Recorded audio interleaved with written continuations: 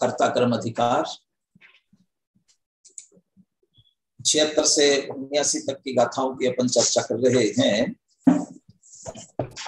मूल प्रकरण जहां व्याप्य व्यापक भाव वहां कर्ता कर्म भाव, ये तर्क लेते हुए एक द्रव्य दूसरे द्रव्य का कर्ता नहीं है, इसलिए जीव पुद्गल का नहीं और पुद्गल जीव का नहीं है।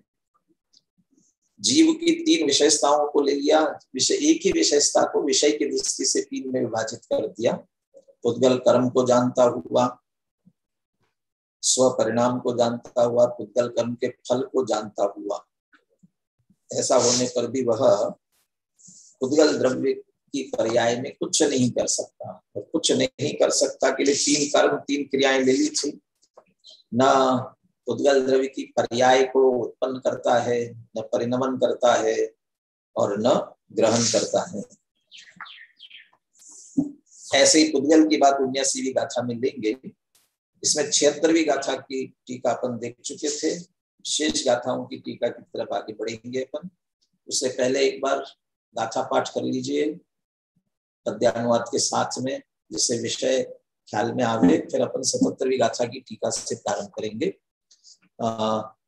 अभिषेक सदल गए, आप प्राकृत गाथा पाठ कर सकेंगे? अभिषेक ग्रंथ है या पीडीएफ लेना है?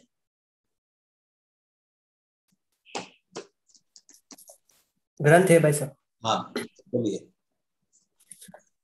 न विपरिणमदिन गिन्हति उपज्यदिन परदौवपज्जाये नाणी जानन्तो विहु पोग्गलकमम् अणेय विहम्।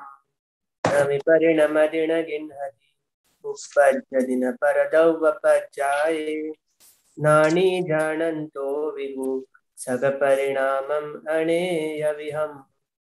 न विपरिणमदिन गिन्हति उपज्यदिन परदौवपज्जाये नानी जानन्तो विहु पोग्गलकम् फलम् अनन्तम्। न विपरिणमदिन गिन्हति उपज्यदिन परदौवपज्जाये पोग्गलदौवं पितः परिणमदिशयेहि भावेहिम्। चलिए पद्यानुवाद अर्पित जैन बोलिए पद्यानुवाद।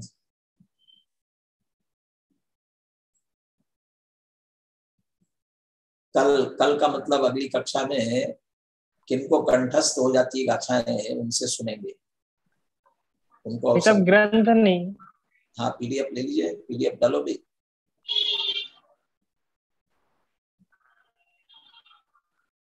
अर्पित तो कन्यादाना बैठे ना, कहाँ है? हाँ कन्यादाना में ग्रंथ लेके बैठना चाहिए। हाँ आ रहा है पीडीएफ, आ रहा है, देर लगेगी। इधर हैंड रेस करें जिसके पास ग्रंथ है, ग्रंथ बोलिए। चेतन जैन बोलिए। पर द्रव्य की पर्याय में उपजे ग्रहे न परिणमे बहुभांति पुद्गल कर्म को ज्ञानी पुरुष जाना करे। पर द्रव्य की पर्याय में उपजे ग्रहे न परिणमे बहुभांति निज परिणाम सब ज्ञानी पुरुष जाना करे।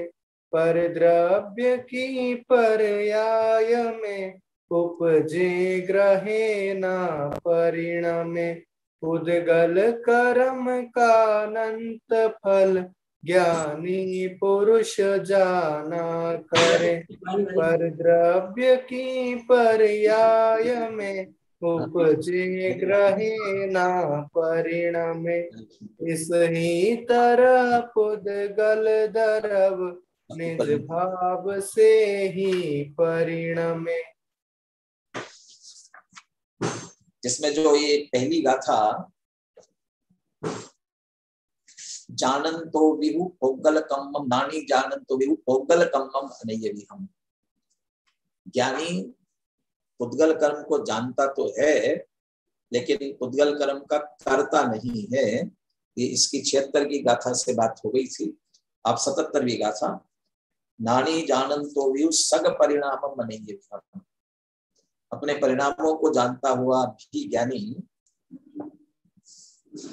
पुद्गल कर्म के साथ उसका कर्ता कर्म भाव नहीं है। ये 77वीं गाथा में स्पष्ट करते हैं। आज अधिकतर गाथाओं की टीका पूरी करने का प्रयास कर रहे हैं, इसलिए आज पूछ नहीं रहा हूं। कल का समय आपके पूछने के लिए रहेगा, तो आप पुनः और अवसर है, ध्यान से पढ़ करके आए। हैंड रेज नहीं होगा, रैंडमली आपसे पूछेंगे तो सभी विषय को तैयार करके आएंगे। लीजिए 77वीं गाथा की टीका है, कोई पीडीएफ लेने वाला? जी भाई साहब, मैं लेता हूँ।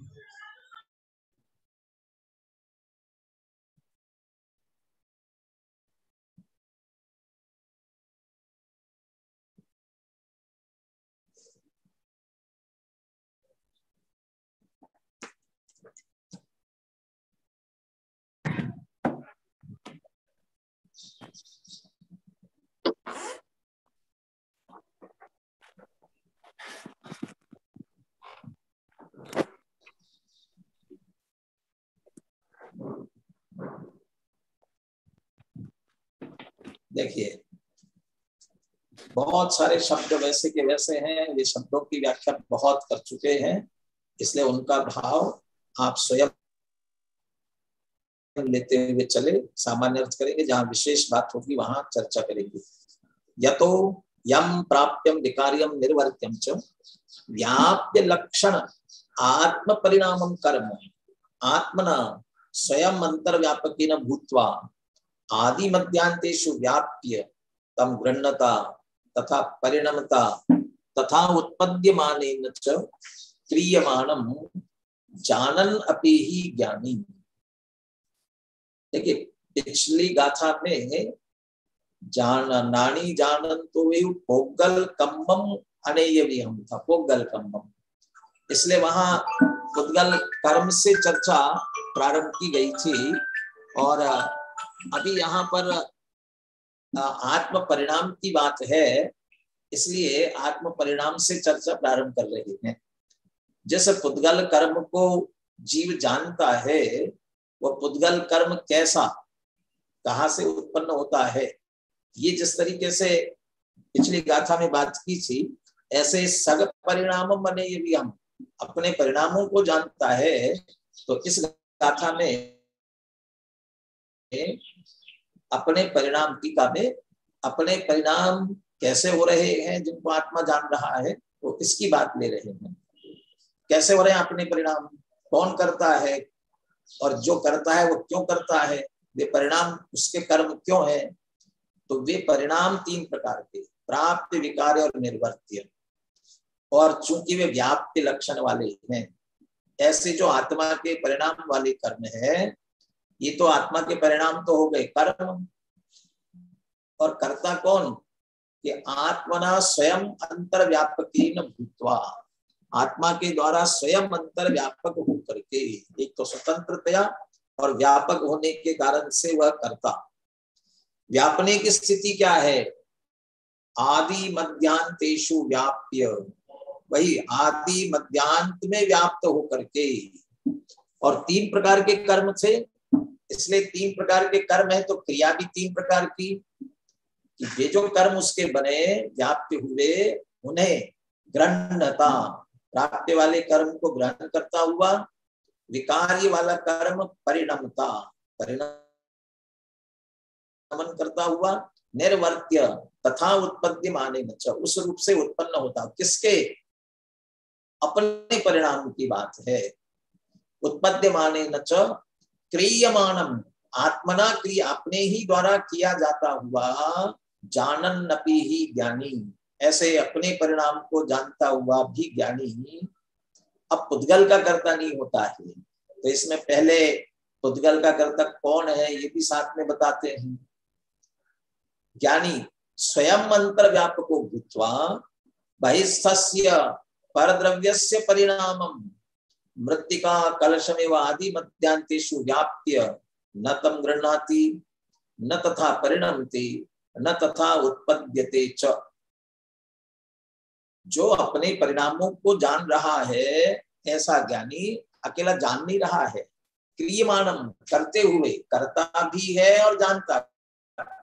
अपने परिणामों को करता हुआ अपने द्वारा किए गए परिणामों को जानन्नपि ते सग परिणामम, जानन्नपि जानता हुआ भी ज्ञानी बहिस्थस्य परद्रव्यस्य परिणामम, बाहर स्थित जो परद्रव्य के परिणाम है उन्हें स्वयं अंतर्व्यापको भूत्वा,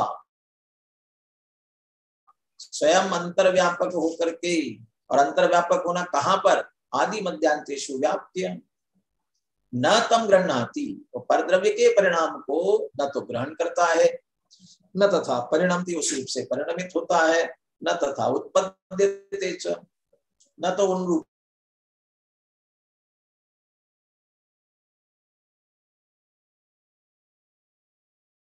से उत्पन्न होता है। कैसे कि ज्ञान में व्याप्त होती है, ऐसा ज्ञानी परद्रव्य के परिणाम में आदि मध्यांत में व्याप्त नहीं होता, और व्याप्त होकर के न परिणमित होता है न। आप वो क्रम ये मत सोचिए जैसे जयचंद जी छाबड़ा ने बदला था कि भाई वो तो ये कहते हैं कि पहले उत्पन्न हो तब तो परिणमन की बात हो और तब तो ग्रहण की बात हो। ये इस पर अभी ध्यान न देते हुए, चूंकि कुंद आचार्य ने मूल में ही परिणमदी गिन्नदी उपज्जति, और उसमें यद्यपि वहां भी क्रम परिणमदी से प्रारंभ किया हुआ है, और उनके परिणमदी से प्रारंभ करने के पीछे जो उद्देश्य है वह वो भी गाथाओं का जो शब्द अक्षर जैसे गाथा में चाहिए होते हैं, यस्या प्रथमे पादे द्वादश मात्रा तथा त्रियेपि, ये इस तरह जो उसकी मात्राएं होती है इनके कारण से उन्हें आगे पीछे करना होता है। ये लेकिन दूसरा अमृतचंद्र आचार्य ने प्राप्ति विकार निर्वर्त्य व्याकरण के नियम के अनुसार ये क्रम बनाया। अब उनने जो प्राप्ति विकार निर्वर्त्य क्रम बनाया है उसी अनुसार उनकी क्रिया लेते हैं, इसलिए वो उसी क्रम से लेते हैं। न तम गृह्णाति, प्राप्ति कर्म को ग्रहण नहीं करता, न तथा परिणमति, न परिणमित होता है, न उत्पद्यते, न उत्पन्न होता है। और ये तीन क्रियाएं परद्रव्य के परिणाम में ज्ञानी नहीं कर सकता। तथा इसीलिए प्राप्यम विकार्यम निर्वर्त्यम च व्याप्य लक्षणम परद्रव्य परिणामम कर्म। अभी तीन प्रकार के, चूंकि कर्म है इसलिए व्याप्य लक्षण वाले, एक परद्रव्य के परिणाम वाले जो कर्म है अपूर्वाणस्य, न करते हुए, नहीं करने वाले, ऐसे, ये ज्ञानी न का विशेषण है। यहाँ जो ज्ञानी न है ज्ञानी का, तो अपूर्वाणस्य ज्ञानी न, परद्रव्य के परिणाम, या परद्रव्य मुख्य रूप से पुद्गल ही है, उस पुद्गल के परिणाम वाला जो परिणाम का अर्थ उसकी जो भी अवस्थाएं हो रही है, आहार वर्गणा की शरीर रूप हो रही होगी, कर्मन वर्गणा की कर्म रूप हो रही होगी, वो जो कुछ भी उसकी अवस्था बन रही है वो उसका कर्म है। उस कर्म को अपूर्वाणस्य, न करते हुए, क्यों नहीं किया? क्योंकि आदि मध्यांतेषु व्याप्य न तम गृह्णाति न तथा परिणमति न तथा उत्पद्यते। उसके आदि मध्यांत में व्याप्त होकर के ग्रहण करता है, न परिणमित होता है, न उत्पन्न करता है, कुछ भी नहीं कर पा रहा है, तो तीनों प्रकार का कर्म नहीं हो पाया। इसलिए प्राप्ति विकार निर्वर्त्य व्याप्य लक्षण, ऐसा जो परद्रव्य परिणाम का कर्म है, अपूर्वाणस्य, न करने वाले ऐसे ज्ञानी के, तो पुद्गल कर्म के परिणाम उसको कर्म बनाकर उसका कर्ता तो नहीं हो रहा है, लेकिन खुद कुछ कर रहा है कि नहीं, क्या कर रहा है। अभी इस गाथा में क्या करते हुए को लिया? स्वपरिणामम जानता, अपने परिणाम को जानता हुआ। वो अपने परिणाम कहां से आए, किसने किए, ये प्रारंभ में बता दिया था। आत्मना, स्वयं के द्वारा ही। क्यों किए? क्योंकि स्वयं अंतर व्यापको भूत्वा आदि मध्यांतेषु व्याप्य, स्वयं अंतर व्यापक होकर के आदि मध्यांत में, और वो तीनों कार्य ग्रहण करता है, गृह्णता, परिणमता तथा उत्पद्यमाने न, और वे परिणाम उसके कर्म क्यों बने, क्योंकि व्याप्त लक्षण वाले से प्राप्त विकार निर्वर्ती रूप से, इसलिए वे कर्म अपने परिणाम, निज परिणाम को किया भी, और जान स्व परिणामम जानत होती, तो अपने परिणामों को जानता हुआ भी, ऐसे जानते हुए भी ज्ञानी के उद्गले न सह न कर्ति कर्म भावः, उद्गल के साथ कर्ता कर्म भाव नहीं होता है। इस तरह से बस यहाँ इतनी सी बात बदली है कि जो स्वपरिणाम को जानता हुआ ज्ञानी, एक ये बात बदली। टीका में जिस युक्ति और दृष्टांत से पुद्गल परिणामों का कर्ता पुद्गल ही है और उसके प्राप्त विकार निर्वर्त कर्म उसी के हैं, ये प्रारंभ में सिद्ध किया था। बिल्कुल उसी तरह से युक्ति और दृष्टांत से स्व परिणाम, जीव के जो अपने परिणाम है उनका कर्ता आत्मा स्वयं है, उसी से उसके कर्म प्राप्त विकार निर्वर्त और व्याप्य लक्षण वाले हैं, और आत्मा स्वयं ही उनमें अंतर व्यापक होकर के आदि मध्यांत में व्याप्त होकर ग्रहण करता है, परिणमित करता है, उत्पन्न होता है, इसलिए वो उसका करता है स्वपरिणाम का। इतना अंतर टीका में भी यहाँ पर आया, इतनी सी बात, बाकी विशेष और नहीं है। यदि दो गाथाओं की टीका जिन्हें समझ में आ गई है, वे तीसरी गाथा की टीका स्वयं पढ़ करके समझ सकते हैं। इसलिए मैं तो अब ये समझ लीजिए पठन ही कर रहा हूँ, समझाने की अब आवश्यकता नहीं है, इसलिए बिना विस्तार में गए 78वीं गाथा की टीका।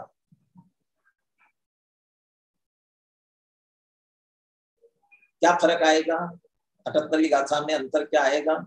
76वीं में था पोगल कम्मम अनेय वियम जानन्तो भी, 78 में था सग परिणामम अनेय वियम जानन्तो भी, और अब आ रहा है पोगल कम्म फलम अनंतम जानन्तो भी, अनंत पुद्गल कर्म फल को जानता हुआ।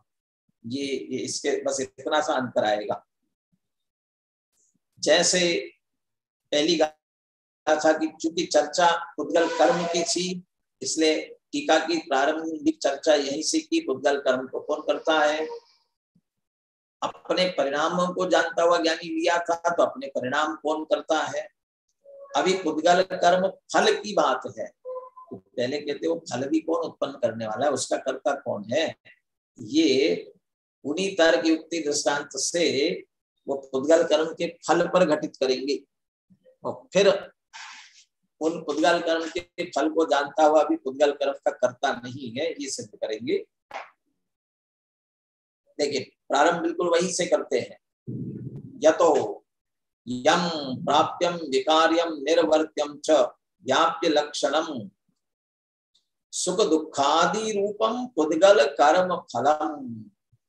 अब पुद्गल कर्म का फल है तो कौन सा बताना पड़ेगा ना, कौन सा फल पुद्गल कर्म का, कि सुख दुखादि रूप, सुख दुख का वेदन करना, अनुकूल वेदनीयम सुखम प्रतिकूल वेदनीयम दुखम, और ये सब उस पुद्गल कर्म के उदय के अनुसार जीव को होते रहते हैं निमित्त की अपेक्षा से, इसलिए पुद्गल कर्म का फल कहा जाता है कि सुख दुखादि रूप, सुख दुखादि रूपम पुद्गल कर्म फलम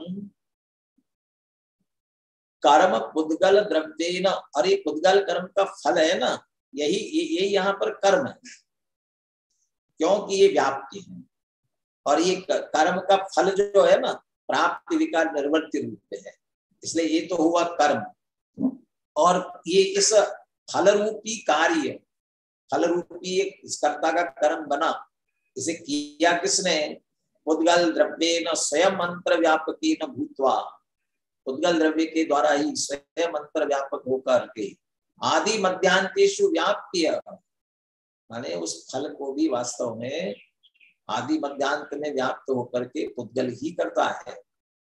अभी करने की ही बात है, भोगने की बात आती तो पुद्गल ही भोगता है, वही कहा जाता। व्याप्य तद गृह्णता तथा परिणमता तथा उत्पद्यमाने च, उस पुद्गल कर्म फल रूपी जो कर्म है उसे गृह्णता ग्रहण करते हुए, तथा परिणमता उस रूप से परिणमित होते हुए, तथा उत्पद्यमाने च उस रूप से उत्पन्न होते हुए। ये क्षत्रिय का रूप लिखा है, लेकिन इसमें गृह्णता परिणमता उत्पद्यमानेन ये तृतीय विभक्ति क्यों लगी है? तृतीय विभक्ति है ना इसमें क्षत्रिय प्रत्यय के साथ में, चूंकि वो पुद्गल द्रव्येन, इसके विशेषण है। पुद्गल द्रव्येन, पुद्गल द्रव्य के द्वारा ग्रहण करता हुआ, परिणमन होता हुआ, उत्पद्यमानेन, वो उसके साथ जुड़ेगा। वो पुद्गल द्रव्येन स्वयं अंतर व्यापकेन भूत्वा अति मध्यांतिषु व्याप्य तद गृह्णता तथा परिणमता तथा उत्पद्यमानेन च क्रियमाणम्। ऐसे पुद्गल द्रव्य के द्वारा किया जाता हुआ कौन? पुद्गल कर्म का फल। ये एक तो तीन बातें। पहली बात, वे जो पुद्गल कर्म रूपी फल है ना, वो भी तीन प्रकार के कर्म रूप से होंगे, प्राप्त, विकार और निर्वर्त, इस रूप में। और वे व्याप्य होने से कर्म, और उसमें पुद्गल द्रव्य ही स्वयं अंतर्व्यापक आदि मध्यांत में होता है, और होते हुए क्रिया क्या होती है?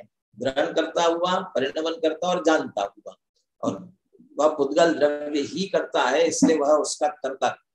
कर्ता को कर्ता शब्द न प्रयोग करते क्रियमाणम, उस वाक्य को आगे जोड़ना है, इसलिए क्रियमाणम करते हुए, पुद्गल द्रव्य के द्वारा ही किए जाते हुए, ऐसे उस पुद्गल कर्म का फल, उस फल की बात कर रहे हैं। फलम, पुद्गल कर्म फलम क्रियमाणम तथा क्रियमाणम। अब जानन्नपि ही ज्ञानी, उसे जानते हुए भी ज्ञानी, जानन्नपि ही ज्ञानी,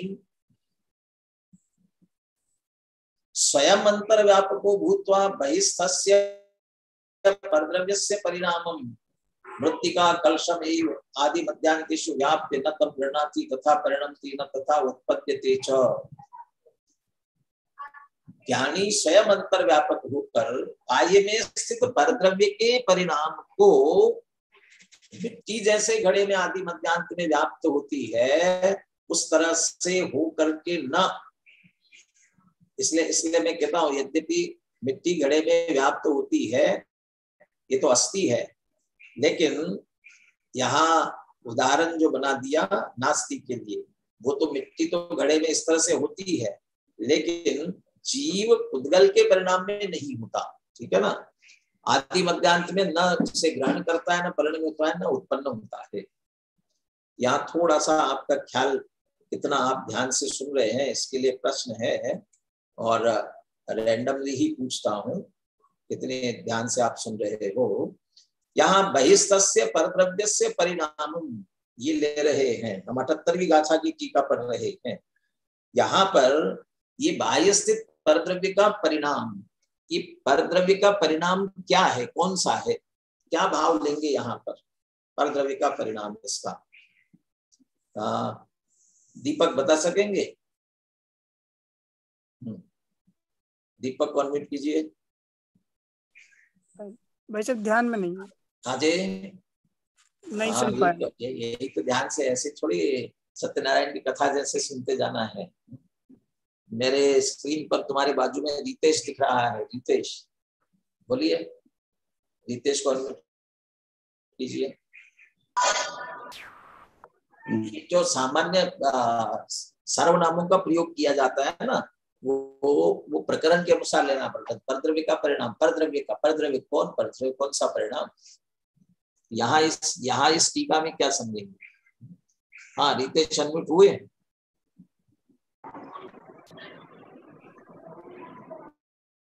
क्या हो गया भाई? जी भाई साहब होगा है, वो कुछ बोल नहीं रहे। बोल नहीं रहेगा। ये वर्चुअली में बहुत बढ़िया सुविधा है, बहाना बढ़िया हो जाता है कि हमारे पास तक बात ही नहीं पहुंच रही है। वे तो बोलना चाहते हैं। हाँ रितेश अनम्यूट हो जाओ। हाँ बोलिए, आवाज नहीं पहुंच रही है। चलिए सोहम बोलिए। मतलब पुद्गल द्रव्य मतलब कर्मों के बारे में बताया। ये तो 77वीं गाथा में था, बल्कि 77 नहीं 76वीं गाथा में था पुद्गल कर्म। उन कर्मों के फल।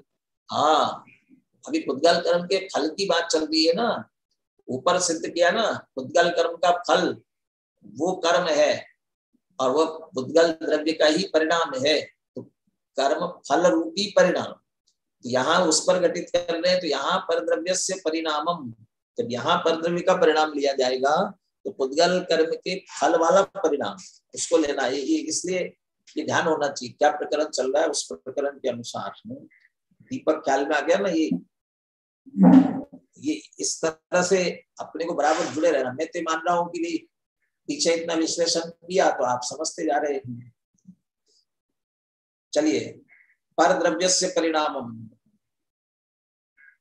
कहा गया, बहिस्तस्य परद्रव्यस्य परिणामं मृत्तिका कलशमिव आदि मध्यांतेषु व्याप्य न तम गृह्णाति न तथा परिणमते न तथा उत्पद्यते च।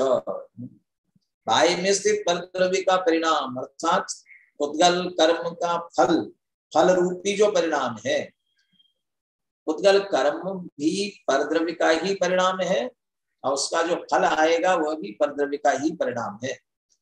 इसलिए उस परिणाम को जैसे मिट्टी घड़े में आदि मध्यांत में व्याप्त होकर उसे ग्रहण करती है, उस रूप से परिणमित होती है, उससे उत्पन्न होती है, वैसा न तम गृह्णाति न तथा परिणमते न तथा उत्पद्यते च।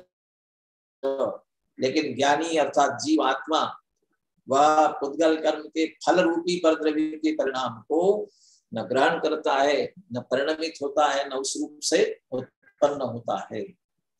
जब ग्रहण ही नहीं करता, परिणमित नहीं होता, उत्पन्न नहीं होता, तो ततः इसलिए प्राप्यम विकार्यम निर्वर्त्यम च व्याप्य लक्षणम परद्रव्य परिणामम कर्म अकुर्वाणस्य। व्याप्य लक्षण वाला ऐसा जो परद्रव्य परिणाम रूपी कर्म है उसे न करता हुआ। चलिए अभी थोड़ा फिर पूछता हूँ, अभी ध्यान जाता है कि नहीं जाता है। ये पूछने की बात की तो कुछ स्क्रीन ऑफ होती जा रही है, वीडियो ऑफ हो रहे हैं। ऐसा मत करो, समझना है तो ओखली में सिर दिया तो क्या डरना है, गलती होगी तो निकल जाएगी। बोलो आशुतोष बोलो।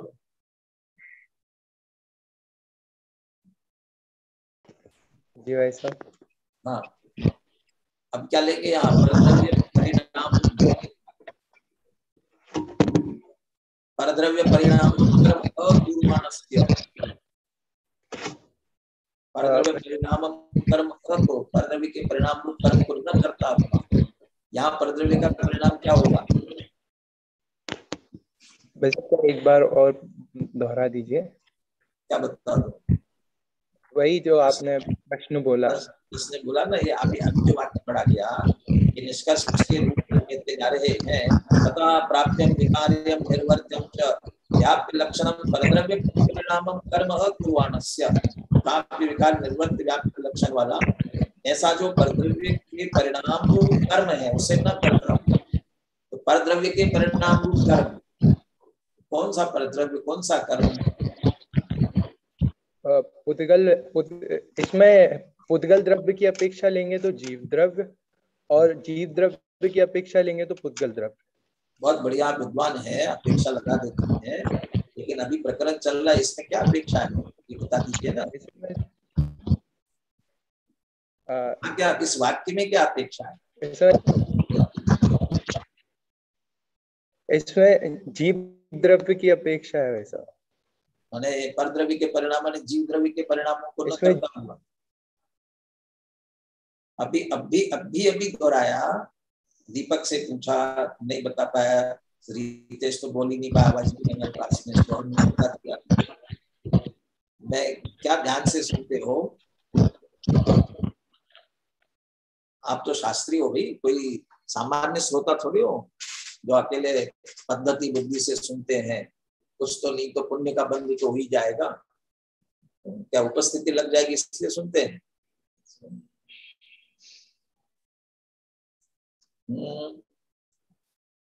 चलिए हैंड रेस कीजिए जिसको। क्या क्या इसमें तो कौन सी बड़ी बात थी? कोई सिर्फ इसका मतलब निश्चित है कि एकाग्रता से नहीं सुनते हो, अब प्रकरण से जुड़ करके नहीं सुनते हो, बस सुनते जाना है। जितने हैंड रेज हुए इन सबके ख्याल में आ गई ना बात? बोलो स्वस्ति बोलो। जो खुद कर्म का जो फल है, जो परिणाम फल की बात चल रही शुरू से ही, क्योंकि इस गाथा में पुद्गल कर्म फलम अनंतम, पुद्गल कर्म के अनंत फल को जानता हुआ ऐसे ज्ञानी की बात कर रहे हैं। इसलिए सबसे पहले पुद्गल कर्म का फल रूपी जो परिणाम वो उसे कर्म बनाया गया था, उसे न करता हुआ ऐसे ज्ञानी की बात ली जा रही है। तो ये इस प्रकरण के अनुसार प्रद्रव्य के परिणाम का अर्थ हो गया ना। चलिए, बरसात हो रही हो और अपना पात्र ढक करके रखा हुआ हो तो उसके अंदर पानी अंदर नहीं जाएगा। तो बरसात की कोई गलती नहीं होती है। बरसात तो सब जगह बिल्कुल एक सी बरसती है। जिसका जितना ढक्कन खुला होगा उतना पानी अंदर जाएगा। ढक्कन बंद रखोगे तो पात्र तो रखा हुआ है, बाहर दिख रहा है कि पात्र तो रखा है, पानी जाएगा कैसे? ढक्कन बंद है तो। मैं आप सबको ढक्कन तो नहीं कहना चाहता हूँ, लेकिन अपने अपने बुद्धि के ढक्कन खुले रखो भैया, ध्यान से सुनो। चलिए, मेरी तो 79 गाथा एक बाकी है, मैं पूरी कर देता हूँ। अभी इसका उपसंहार बाकी है। देखिए, अब जो कर्म फल है उसे जोड़ते हुए पुद्गल पद्रव्य के परिणाम रूप कर्म को न करता हुआ, लेकिन यहाँ सामान्य रूप से पहले कर्म था, फिर स्व परिणाम था, फिर पुद्गल कर्म के फल की बात इस गाथा में आ रही है। लेकिन देखिए, सामान्य रूप से परद्रव्य के परिणाम को न करता हुआ ऐसे ही क्यों ले रहे हैं? परद्रव्य परिणामम अकुर्वाणस्य, परद्रव्य परिणामम कर्म अकुर्वाणस्य, ऐसा क्यों ले रहे हैं? क्योंकि गाथा में सीधे यही लिखा हुआ है, परदव्य पज्जाए न विपरणम दी न गिन्नदी न उपज्जति। वहां परद्रव्य पज्जाए लिखा हुआ है, लेकिन अमृतचंद्र आचार्य ने टीका में प्रारंभ में वो परद्रव्य का परिणाम कौन सा, इसका व्याख्यान किया है, स्पष्टीकरण किया है। इसलिए हमारा तो प्रकरण के अनुसार ध्यान जाना चाहिए। कर्म अकुर्वाणस्य, न करता हुआ, किसे जानते हुए ज्ञानी की बात चल रही है। तो यहाँ कहते हैं वह सुख दुखादि रूपम, सुख दुखादि रूपम पुद्गल कर्म फलम जान तो अपि ज्ञानिनः, उस कर्म को तो नहीं करता हुआ लेकिन सुख दुखादि रूप जो पुद्गल कर्म का फल है उसे जानता हुआ ऐसा जो ज्ञानी है उसका भी पुद्गल के साथ कर्ता कर्म भाव नहीं है। कोई ऐसा कहे भाई जो नहीं जानता फल को वो न करे, भले दिया क्या होगा पता नहीं है, लेकिन वो जानता है वो तो करे।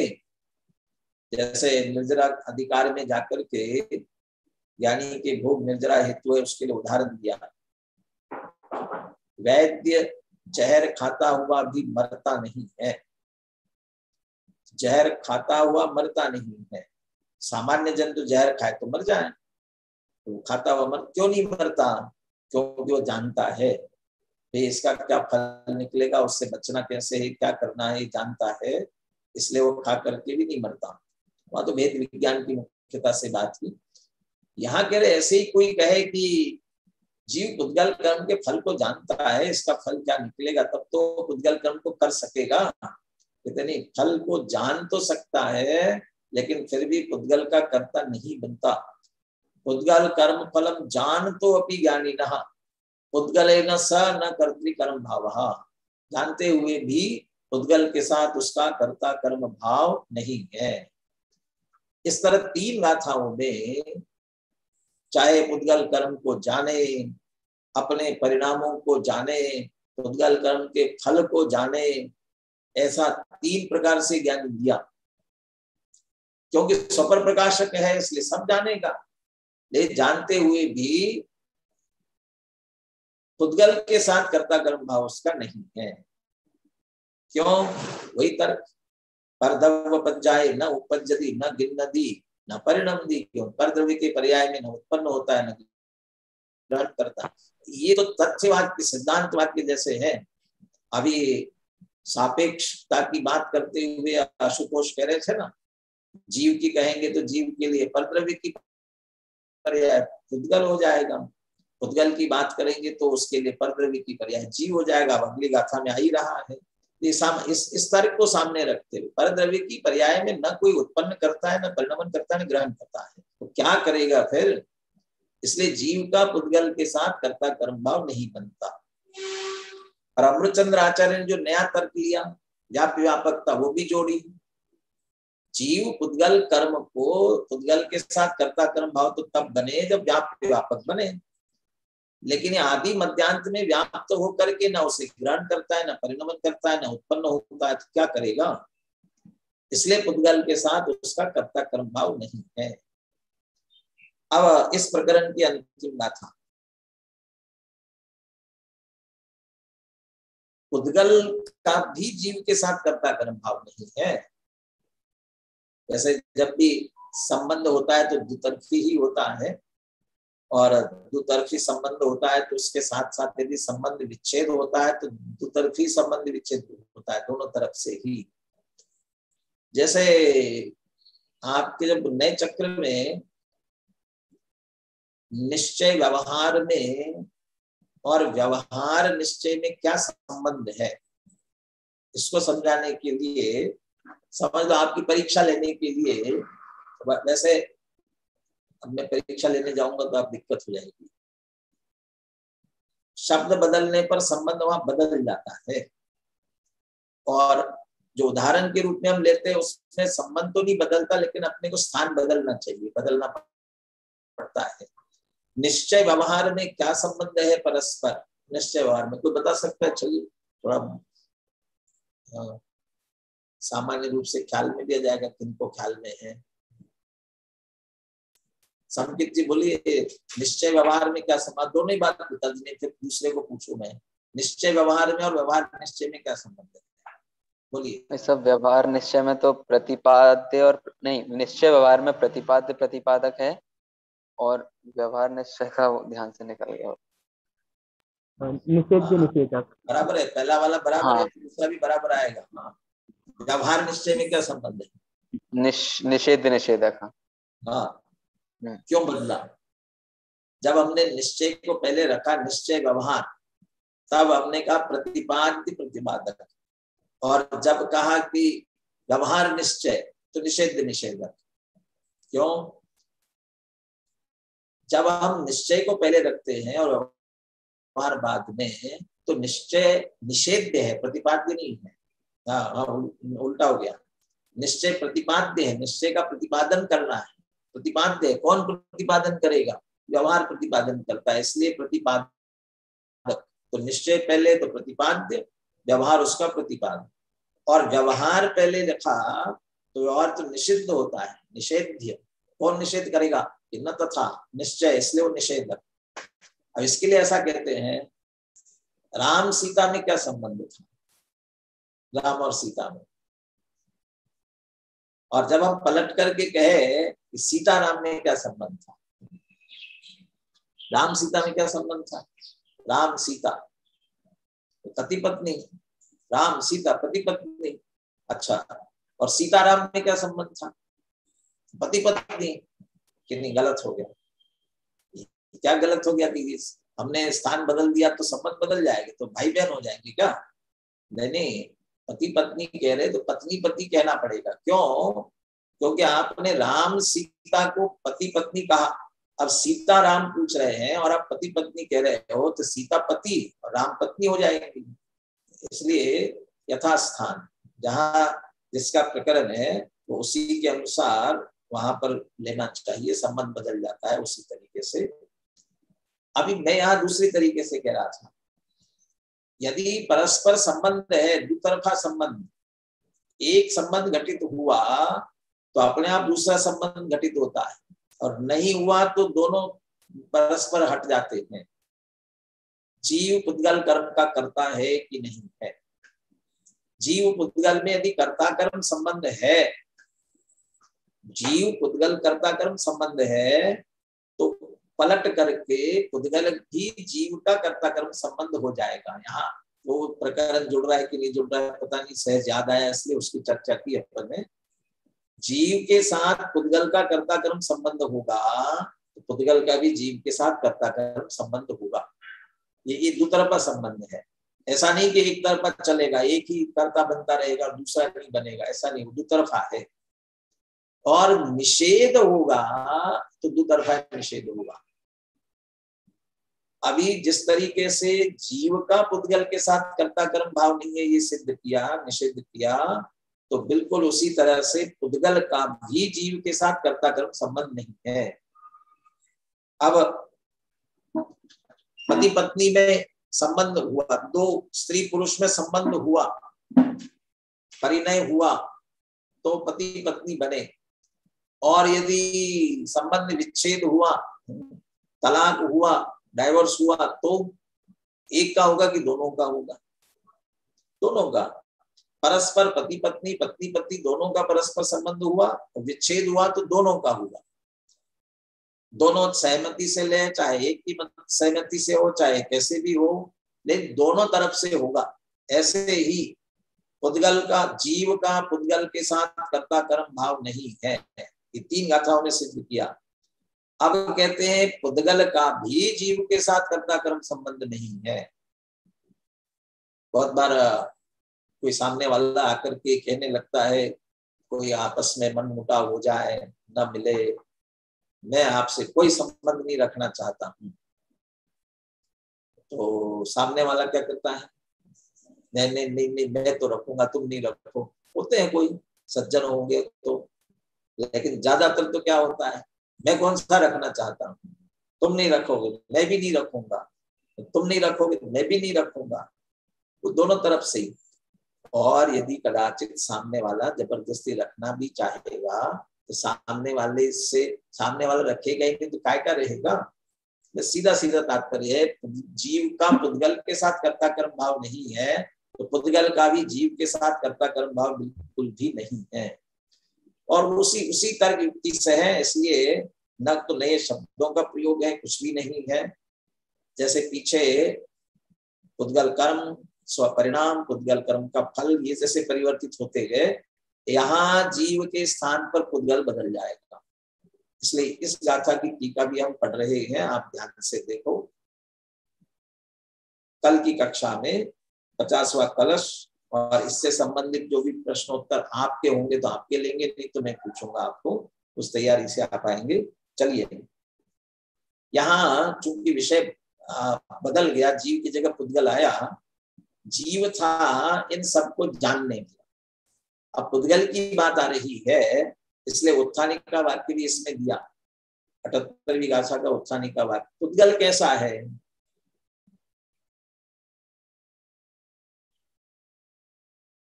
देखिए, जीव परिणामम स्वपरिणामम स्वपरिणाम फलम च अजानता पुद्गल द्रव्यस्य। जीव परिणामम स्वपरिणाम फलम च। हाँ, अब यहाँ मैं पूछ सकता हूँ स्वपरिणाम का अर्थ, स्वपरिणाम और स्वपरिणाम फल, इसका क्या मतलब है? जीव परिणाम, जीव के परिणाम को, अपने परिणाम को और अपने परिणाम के फल को अजानत पुद्गल द्रव्यम। अभी तो इसलिए चापी और इसलिए लगा कि जीव के परिणाम को, अपने परिणाम को और अपने परिणाम के फल को भी अजानत पुद्गल द्रव्यम, न जानता हुआ ऐसा पुद्गल द्रव्य। क्यों न जानता हुआ क्यों ले रहे हैं पुद्गल द्रव्य को? जड़ चेतन कैसे जानेगा? न जानता हुआ पुद्गल द्रव्य। फिर वो टाइम हो जाएगा, टाइम हो रहा है इसलिए मैं बता देता हूँ। आशुतोष, यहाँ स्वपरिणाम का अर्थ क्या होगा? यहाँ वो अपेक्षा मत लगाना, जीव का होगा तो पुद्गल, पुद्गल का होगा तो जीव, अपेक्षा नहीं लगेगी। चूंकि पुद्गल द्रव्यम अपि अजानत पुद्गल द्रव्यम, पुद्गल द्रव्य की बात चल रही है। कैसा पुद्गल द्रव्य? जीव परिणाम को नहीं जानता। और किसे नहीं जानता? अपने परिणाम को। कौन? पुद्गल द्रव्य। पुद्गल द्रव्य अपने स्व परिणाम को नहीं जानता। तो पुद्गल द्रव्य के लिए स्व परिणाम क्या है? अपने परिणाम। पुद्गल द्रव्य के कर्म है उसके अपने परिणाम।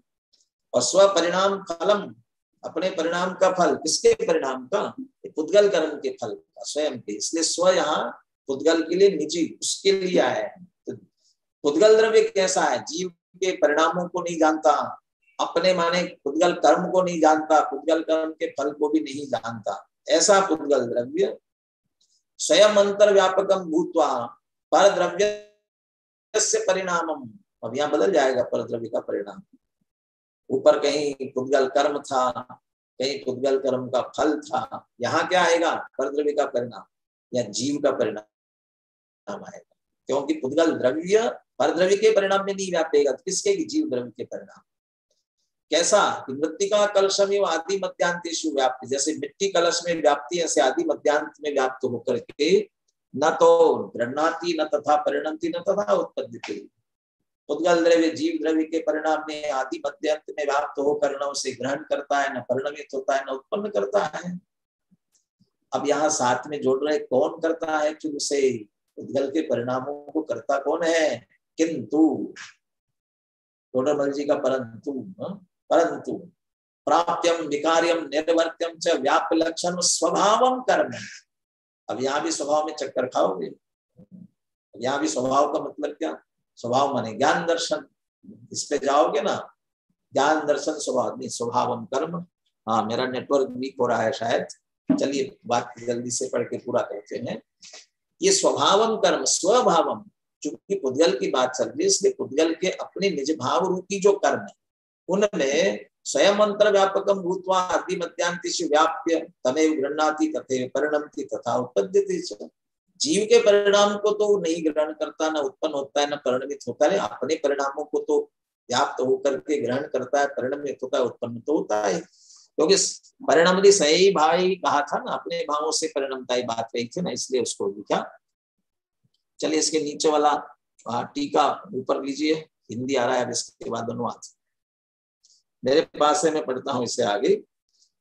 ततः प्राप्यम विकार्यम निर्वर्त्यम च व्याप्य लक्षणम परद्रव्य परिणामम कर्म अकुर्वाणस्य। अब यहाँ भी परद्रव्य के परिणाम का अर्थ लेना पड़ेगा प्रकरण के अनुसार। तो उसी प्रकार प्राप्त विकार निर्वर्त व्याप्य लक्षण, ऐसा परद्रव्य परिणाम रूपी कर्म को न करता हुआ। किसकी बात चल रही है? पुद्गल द्रव्य की। इसलिए उसके लिए परद्रव्य का परिणाम क्या? जीव द्रव्य के परिणाम को। तो जीव द्रव्य के परिणाम जो पर यहाँ उसके लिए परद्रव्य है उसे न करता हुआ। और कैसा पुद्गल द्रव्य था? जीव परिणामम स्वपरिणाम फलम च अजानता। जीव के परिणाम को, अपने पुद्गल के स्वयं के परिणाम को, स्वयं के परिणाम के फल को, पुद्गल कर्म के फल को न जानते हुए ऐसे पुद्गल द्रव्य का जीवेन सह न कर्तृकर्म भाव, जीव के साथ कर्ता कर्म भाव नहीं होता है। इस तरह इन चार गाथाओं में परस्पर कर्ता कर्म भाव जीव पुद्गलों में नहीं होता।